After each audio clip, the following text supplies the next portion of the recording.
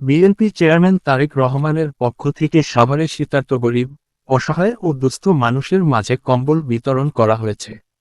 শুক্রবার ১৬ই জানুয়ারি বিকেলে সাভার পৌর এলাকার রাজাসন স্কুল মাঠে এ কর্মসূচি অনুষ্ঠিত হয়।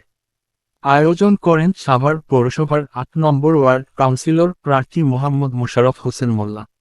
অনুষ্ঠানে প্রধান অতিথি হিসেবে উপস্থিত ছিলেন ঢাকা জেলা বিএনপি সাবেক যুগ্ম সাধারণ সম্পাদক মোহাম্মদ খোরশেদ আলম।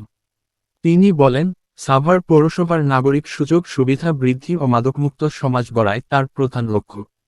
এ সময় বিএনপি ও এর অঙ্গ সংগঠনের স্থানীয় নেতাকর্মীরা উপস্থিত ছিলেন। অনুষ্ঠানটি সঞ্চালনা করেন সাভার পৌর ছাত্রদল নেতা তাজ খান নাইম।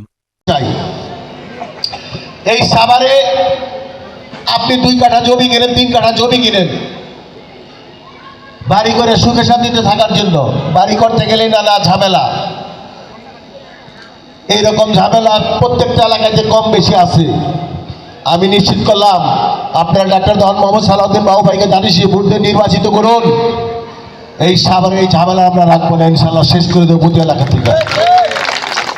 কোন সন্ত্রাস, মাদক, চাঁদাবাজ এই সাভারে স্থায়ীভাবে কোনো জায়গায় থাকতে পারবো না। যেখানে জন্ম নিব সেইখানে আমরা প্রতিরোধ করবো, আমরা তার বিরুদ্ধে ব্যবস্থা নেব।